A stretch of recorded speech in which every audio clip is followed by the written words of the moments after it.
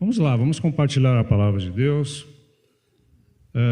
Nós vamos hoje falar um pouco lá no Evangelho de Lucas, capítulo 23, do versículo 32 até o 43. E depois não agora, mas eu vou pedir para o Fê colocar Mateus 27 também. Porque essa passagem de Lucas 23, 32, 43, até um pouco antes, ela tem uma correlação também com Mateus 27 e Marcos 15, dos evangelhos, né? E nós vamos também depois trabalhar um pouquinho, falar um pouquinho lá em Mateus 27. Então você deixa a sua Bíblia aberta também, ou acompanha aqui depois, o seu aplicativo da Bíblia também, quem não trouxe a Bíblia, né? Mas tem o aplicativo, para a gente poder compartilhar a palavra de Deus. Senhor, nós te louvamos, porque o Senhor tem falado bastante com a gente já aqui pela manhã, através dos louvores, das orações, através da tua igreja, Senhor. E agora o Senhor vai continuar falando através da sua santa e poderosa palavra.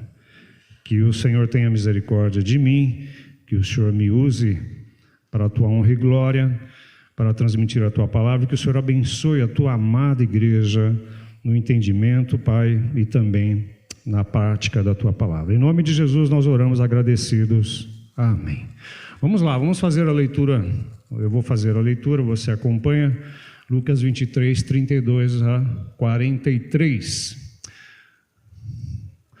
Dois outros homens, ambos criminosos, também foram levados com ele. Ele quem? Jesus, né? Para serem executados. Quando chegaram ao lugar chamado Caveira, ou em outras versões Gólgota, ali o crucificaram com os criminosos, um à sua direita e o outro à sua esquerda. Jesus disse: Pai, perdoa-lhes, pois não sabem o que estão fazendo. Então eles dividiram as roupas dele, tirando sortes. O povo ficou observando e as autoridades o ridicularizavam. Salvou os outros, diziam. Salve-se a si mesmo, se é o Cristo de Deus, o escolhido. Os soldados, aproximando-se, também zombavam dele, oferecendo-lhe vinagre. Diziam: se você é o rei dos judeus, salva-se a si mesmo. Havia uma inscrição acima dele que dizia: este é o rei dos judeus. Um dos criminosos que ali estavam, dependurados, lançava-lhe insultos: você não é o Cristo? Salva-se a si mesmo e a nós. Mas o outro criminoso o repreendeu, dizendo: você não teme a Deus, nem estando sob a mesma sentença? Nós estamos sendo punidos com justiça, porque estamos recebendo o que nossos atos merecem. Mas este homem não cometeu nenhum mal. Então lhe disse: Jesus, lembra-te de mim quando entrares no teu reino. Jesus lhe respondeu: eu garanto, você estará comigo no paraíso. Queridos, essa narrativa bíblica informa que Jesus ele foi crucificado entre dois criminosos. Mateus ele chama essas duas pessoas de ladrões, outras versões falam malfeitores. Essas duas pessoas não se tratavam de pessoas que cometiam pequenos delitos, né? Mas eram pessoas, homens como Barrabás. Eles eram homens que afrontavam as autoridades, eles eram homens que roubavam a mão armada, eram homens que matavam para roubar, não respeitavam a vida, eram violentos e eram perturbadores da ordem pública. Por isso que eles são chamados de criminosos, ladrões. E a cruz do Senhor Jesus está no centro, está no meio deles. E Jesus ele foi julgado e condenado como um criminoso também. Embora crime nenhum o Senhor Jesus cometeu. O crime, segundo as autoridades judaicas naquele contexto e também com aval de Pilatos depois, é porque Jesus se declarava rei dos judeus. Olha só que crime, né? Mas houve esse julgamento injusto e essa condenação injusta dentro da história por homens. mas dentro do plano eterno de Deus isso já estava profetizado. E isso se cumpriu, isso aconteceu para se cumprir as profecias. Lá em Isaías, capítulo 53, versículo 12, diz que ele foi contado entre os transgressores, entre os criminosos. O que estava acontecendo aqui era um cumprimento das profecias, cumprimento da palavra de Deus, do plano eterno de Deus na história. Mas também o fato de Jesus estar no centro desses dois homens, a sua cruz estar no centro, pode simbolizar que na cruz, aquela cruz, a cruz do Senhor Jesus, ela divide a história, divide a humanidade entre aqueles que creem em Jesus e entre aqueles que não creem em Jesus Cristo. Como o Filho de Deus, o enviado de Deus para salvar pecadores. Há uma simbologia muito séria essas três cruzes e a cruz do nosso Redentor no meio. De um lado, aqueles que não creem, de outro lado, aqueles que creem no seu nome.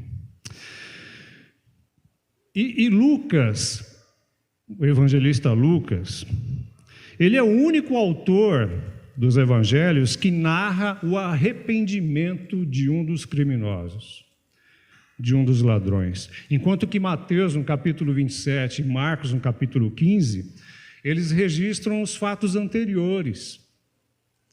Eles não registram esse momento, esse fato do arrependimento, da mudança de coração desse homem. Mas Mateus e Marcos dão mais ênfase na zombaria, nos insultos dos líderes religiosos, dos soldados, das pessoas que estavam no local, pessoas que estavam passando ali, lançando insultos, blasfemando contra o Senhor Jesus. Mas Lucas, ele dá ênfase na mudança de coração de um deles. Tá? Então a palavra de Deus não se contradiz, né? Você vai ler Lucas lá só falando de um criminoso, mas Mateus e Marcos falam de dois. Lucas fala que só um blasfemava, mas Mateus e Marcos falam que os dois blasfemavam, tá bom? É que eles registram de forma diferente esses fatos. Mas nós vamos nos concentrar aqui em Lucas 23, do 39 até 43, onde a Bíblia nos informa que um dos ladrões se arrependeu de seus pecados, foi salvo, e o outro permaneceu endurecido. Não se arrependeu e rejeitou a última oportunidade que ele teve. Olha que triste, ele rejeitou a última oportunidade que ele teve. Ele rejeitou a salvação, ele perdeu, ele se perdeu. Mas a ênfase aqui em Lucas que a gente vai compartilhar está no criminoso que se arrependeu. Vamos lá. 23, 39. Fê, vou ler aqui, depois você coloca Mateus lá, mas deixa aqui por enquanto. Acompanhem, por favor. Um dos criminosos que estavam ali dependurados lançava-lhe insultos. Você não é o Cristo? Salva-se a si mesmo e a nós também. Já vimos, como nós falamos aqui, que estes homens eram criminosos, que suas vidas estavam erradas. E olha que interessante, na vida desse homem também, e a gente vai falar desse que se arrependeu. Não só a sua vida estava toda errada, bagunçada, fora de propósito de Deus, mas como a sua teologia também estava errada. Teologia, o seu conceito de Deus e de Jesus, o seu conhecimento acerca de Deus e de Jesus, também estavam errados, equivocados.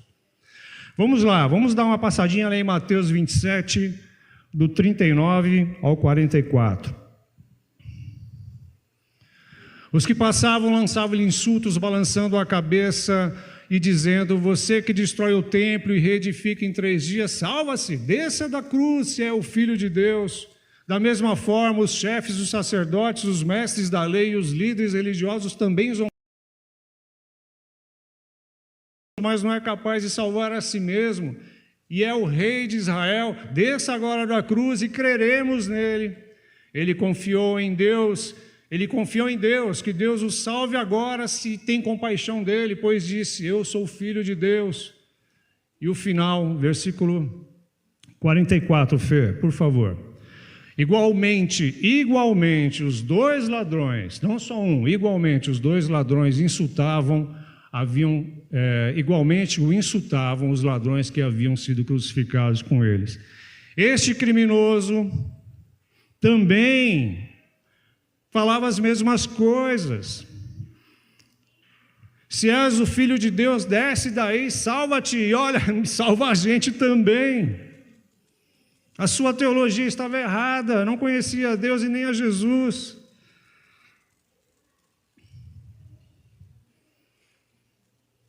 E muitos até hoje continuam equivocados quanto a Deus e a Jesus, como este homem. Não conhecem a Deus e não conhecem a Jesus Cristo. Este Jesus que foi enviado por Deus para resgatar o mais vil pecador, entre eles, eu e vocês também, tá bom? Este que veio para nos reconciliar com Deus. E ele disse: olha, Jesus, resolve o seu problema, desce daí rapidinho e resolve o nosso problema também, resolve o meu problema também. Me tira daqui que eu quero continuar a minha vida. Queridos, dentro do plano redentor de Deus, esse pedido que esse criminoso fez é impossível. É impossível. Ou Jesus salva-se a si mesmo, ou ele salva a mim e a você.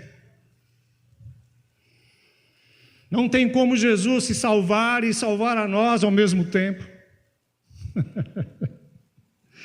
Jesus curou, Jesus libertou, Jesus perdoou, Jesus salvou a todos quantos o buscaram e creram nele. Porém, Jesus não podia salvar a si mesmo naquela circunstância, naquele momento. E a nós ao mesmo tempo. A teologia desse homem estava totalmente errada. Ou ele, ou nós. Se Jesus descesse da cruz naquele momento, nós não poderíamos ir para o céu. Se Jesus descesse da cruz naquele momento, nós desceríamos para o inferno.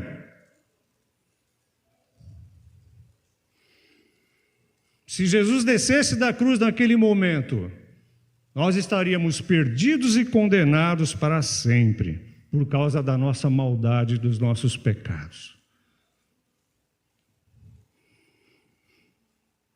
Jesus não estava preso naquela cruz ali, vencido, impotente, como aqueles dois criminosos. Ele estava ali voluntariamente, ele estava ali obedecendo à vontade do Deus Pai. Ele não podia descer da cruz. Olha que teologia errada, equivocada deste ladrão, desse homem. Dentro da história, homens participaram desse evento. Mas Jesus não foi para a cruz porque Judas o traiu somente. Jesus não foi para a cruz porque Pedro o negou somente. Jesus não foi para a cruz porque os judeus o entregaram tão somente. Jesus não foi para a cruz porque Pilatos foi omisso e sentenciou tão somente. Mas ele foi para a cruz por amor a mim, por amor a você, por amor a nós, por amor a esta humanidade.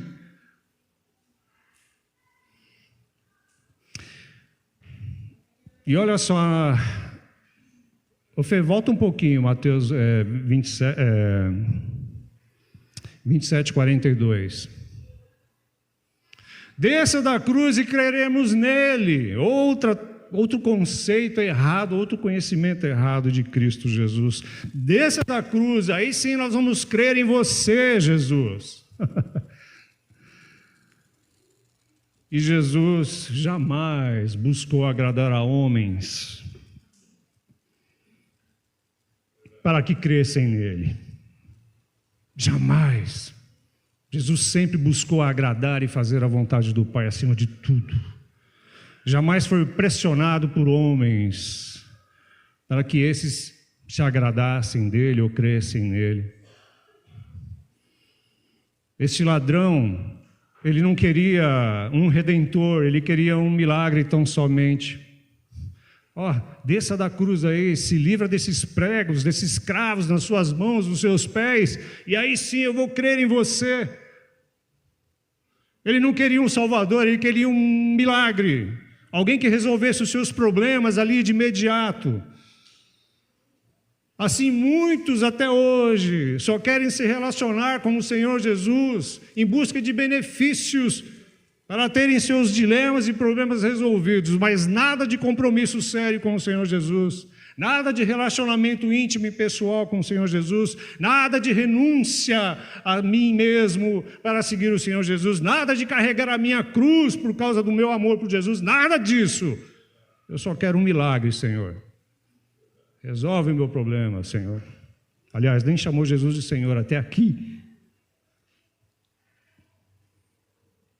Muitos querem os milagres, mas não querem ir até a cruz. E por último, versículo 43, por favor, Fê. Ô Fê, você é 10, hein, cara?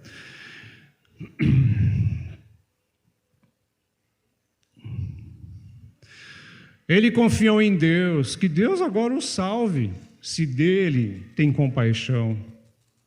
Você não dizia, Jesus, que você era o Filho de Deus, então que Deus tenha compaixão de você. Isso era zombaria, insulto. E este homem, assim como muitos hoje, não entendem, não entendia, ele não entendia. Muitos até hoje não entendem que Deus tem uma relação íntima e direta com seu Filho Jesus. Que a Trindade está em ação. Esse homem achava que Deus não tinha nenhuma relação com Jesus. Esse homem achava que Jesus era um impostor, um enganador. Você não falava que era filho de Deus? Que então Deus agora tenha compaixão de você e te livre dessa situação. Outro conceito, conhecimento errado acerca de Deus e de Jesus. Esse homem achava que Deus não estava nem aí com Cristo Jesus. Esse homem achava que Cristo estava ali desamparado totalmente, abandonado totalmente naquela cruz. E muitos pensam assim até hoje. Acham que Deus e Jesus não têm nenhuma relação. Acham que Jesus é apenas um bom homem, que trilhou por esta terra durante 3 anos e pouco. Acham que Jesus é apenas um bom homem, acham que Jesus ajudou muita gente, acham que Jesus tinha palavras assim, impressionantes, impactantes, mas nada além disso.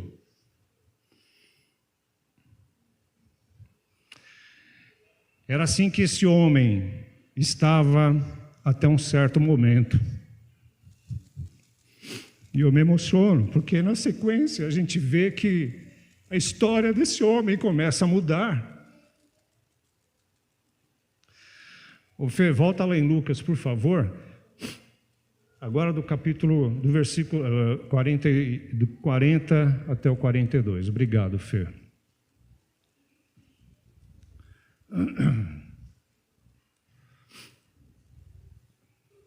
Isso.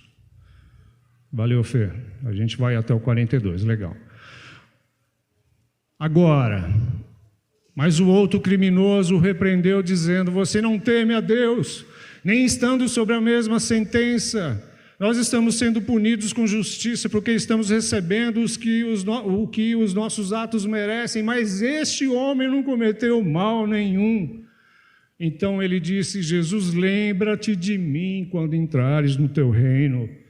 A partir daqui, a partir deste momento, a partir desses versos, os olhos deste criminoso, deste ladrão, deste malfeitor, deste transgressor da lei, igual eu aqui, né?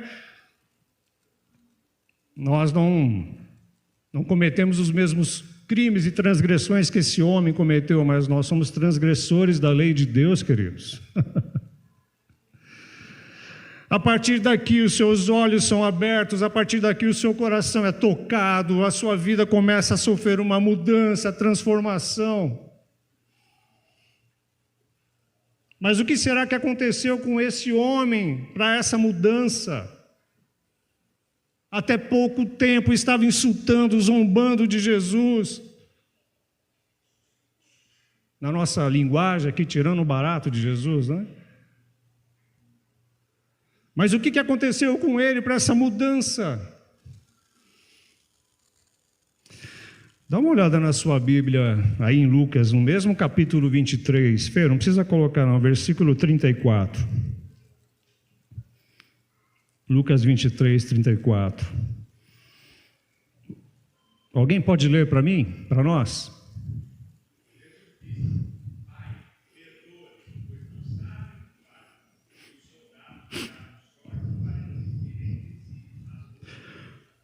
Amém, obrigado, pastor. Pai, perdoa-lhes porque eles não sabem o que estão fazendo, eles não sabem o que fazem, Pai.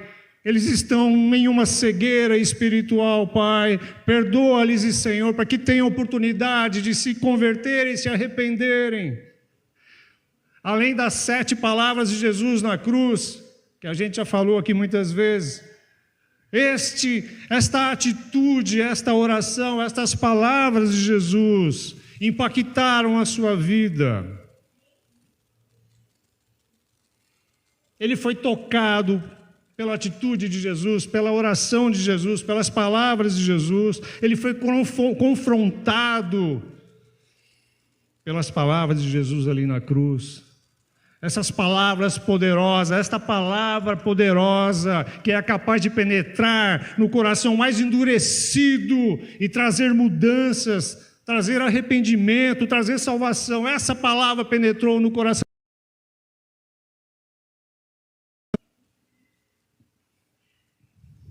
Jesus não pediu para Deus fuzilar esses dois, e nem fuzilar aqueles que estavam zombando dele antes.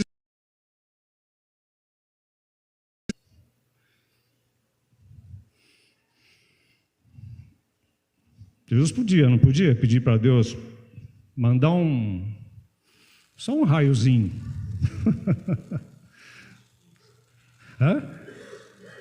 Só um espirrozinho, né? Já aniquilava, fuzilava. Mas Deus não é assim. Deus não tem prazer na morte do ímpio antes que ele se arrependa e creia e seja salvo. Jesus intercede por eles, por todos que estavam ali, pedindo ao Pai que os perdoe, porque eles não sabiam o que estavam fazendo e falando. Agora vamos ver na continuidade desse versículo, quais foram esses passos que esse homem, um deles, deu na direção de Jesus, ali na cruz, nos seus últimos momentos de vida. Versículo 40, por favor, Fê, Lucas 23, 40. Mas o outro criminoso repreendeu, dizendo: você não teme a Deus? Você não teme a Deus? Primeiro passo deste homem na direção de Cristo. Este homem viveu toda a sua vida até aquele momento sem temer a Deus, sem levar Deus a sério, sem se importar com Deus, sem amar o próximo. Ele era um criminoso, não se importava com a vida alheia. Há poucos minutos estava insultando e zombando a Jesus. Mas a partir de agora, deste momento, este homem começa a ser quebrantado pelas palavras de Jesus.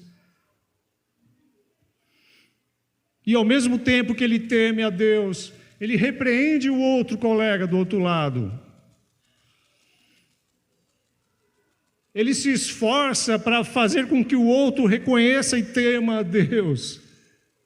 Você não se importa, você não teme a Deus?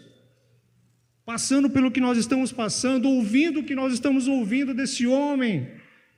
Ele é inocente, ele é santo, essa oração por mim e por você.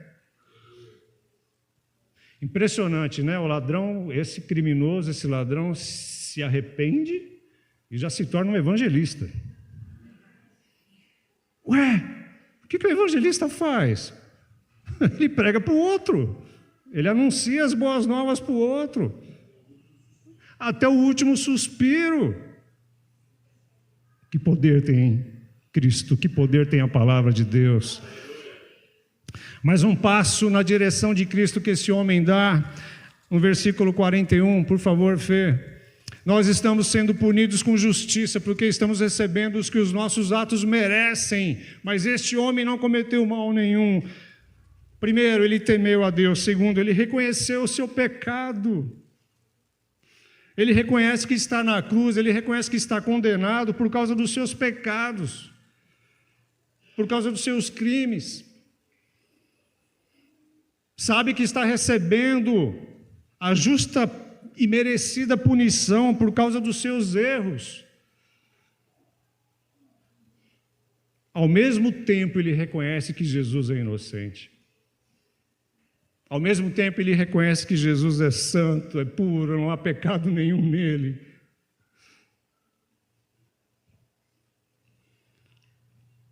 Jesus não tinha pecado nenhum, mas recebeu sobre si os nossos pecados. Ele reconheceu isso. Ele se arrependeu dos seus pecados. Mais um passo que ele deu ainda, no versículo 42, Fê. Então ele disse, esse homem que começou a ter a sua vida mudada, o seu coração mudado, Jesus, lembra-te de mim quando entrares no teu reino. Ele reconhece que Jesus é Salvador, que ele chamou Jesus de Jesus, Salvador. Ele reconhece que Jesus é Rei. Lembra-te de mim quando entrares no teu reino. Ele reconhece que Jesus tem autoridade.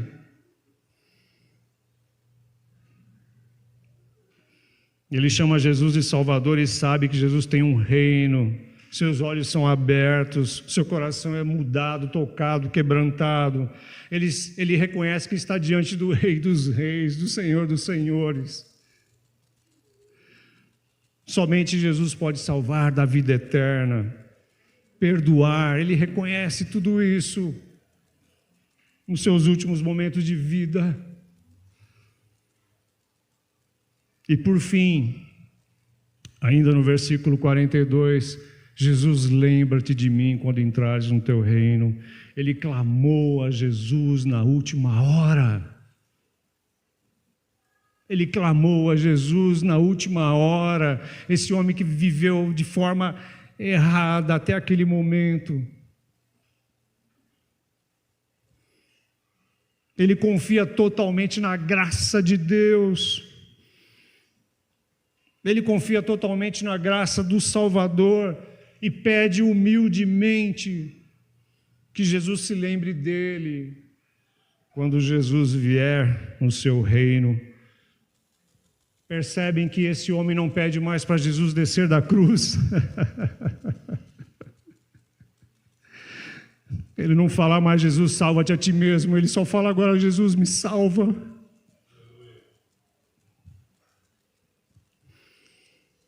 Este homem tão somente pede para Jesus se lembrar dele. E recebeu de Jesus uma extraordinária promessa. Conforme o versículo 43, Jesus lhe respondeu, eu garanto, hoje você estará comigo no paraíso. Ele só pede para ser lembrado e recebe de Jesus essa promessa extraordinária. Ele só pede para Jesus se lembrar dele, mas recebe de Jesus uma certeza inabalável de que ele estava perdoado e salvo. Hoje mesmo, eu lhe garanto, em verdade, eu te digo, ainda hoje você estará comigo no paraíso.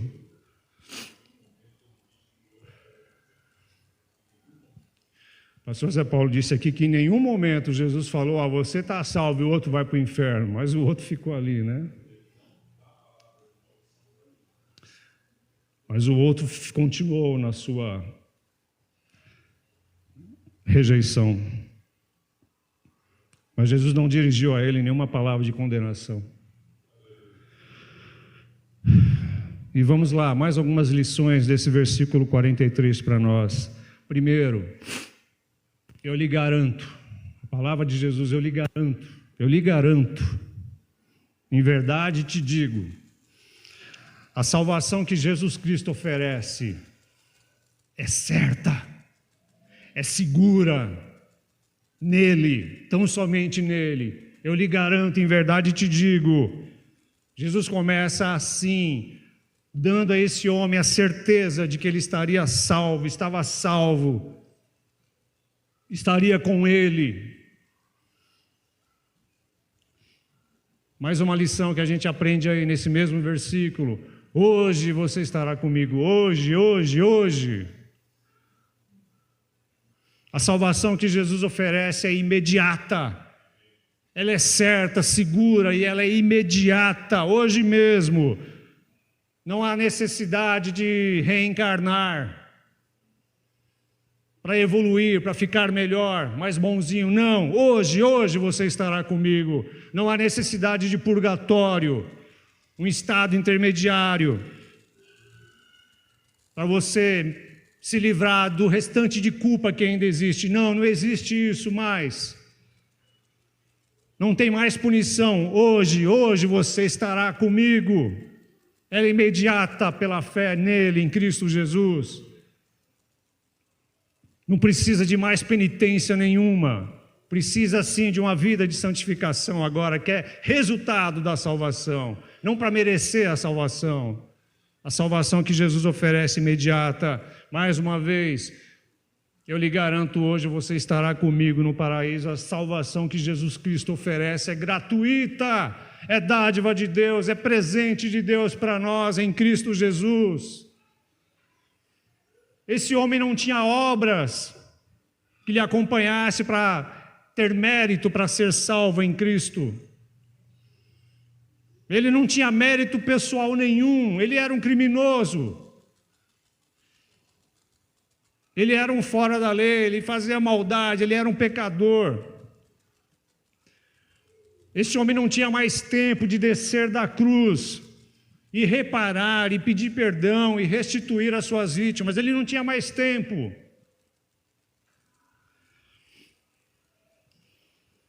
Agora, presta atenção nisso que eu vou falar. Eu espero que você consiga interpretar isso. Esse homem não teve tempo de ser batizado. Esse homem não teve tempo de tomar a Santa Ceia. Esse homem não teve tempo de se membrar a uma igreja.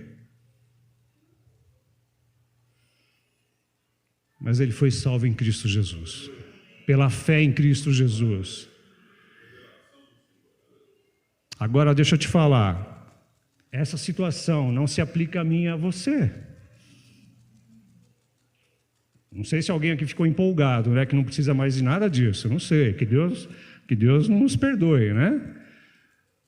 Mas essa situação não se aplica a mim e a você, porque nós estamos com vida, nós temos o privilégio e a responsabilidade de ser membros de uma igreja, nós temos o privilégio e a responsabilidade de tomar a Santa Ceia, e o privilégio de ser batizado em Cristo Jesus e ser inserido no seu corpo. Nós temos privilégio e responsabilidade. Mas olha a situação desse homem. Tremendo, não é? Mas este homem reconheceu os seus pecados, se arrependeu, creu em Jesus como seu Salvador e foi salvo pela graça de Deus. Graça de Deus, a salvação é gratuita, não é por mérito e nem por obras. As obras são resultado de uma vida de salvação. E para encerrar, hoje você estará comigo no paraíso. A salvação que Jesus oferece é comunhão eterna com Ele, comunhão que já começa aqui. com Ele, conosco, na sua igreja, comigo, no meu tempo de oração, na sua palavra, comunhão com Ele, começa aqui e vai continuar para sempre. Salvação que Jesus oferece, comunhão eterna com Ele, é estar com Ele, é estar com o Salvador para sempre, sempre, sempre. Estaremos para sempre com Ele, num estado de contentamento e de felicidade eterna. Isso é salvação. Não só tempo, de duração de tempo, mas de qualidade de tempo. Qualidade de situação, um estado de contentamento, de alegria, de felicidade. Encerrando, queridos, duas cruzes. Por favor, não tem nenhuma conotação política aqui, tá? Um do lado direito, um à direita e outro à esquerda. Não tem nenhuma conotação política aqui. Duas cruzes, de um lado, um pecador que se arrependeu e creu e foi salvo pela fé em Jesus. Do outro lado, um outro pecador, mas que permaneceu endurecido quanto à sua salvação e perdão em Cristo Jesus. Eu me dirijo à igreja, mas também a quem está conosco e quem vai ouvir essa mensagem em outro momento. Você que ainda não fez a melhor escolha ainda, faça hoje. Hoje é o dia da salvação. Hoje é o dia de receber a vida eterna.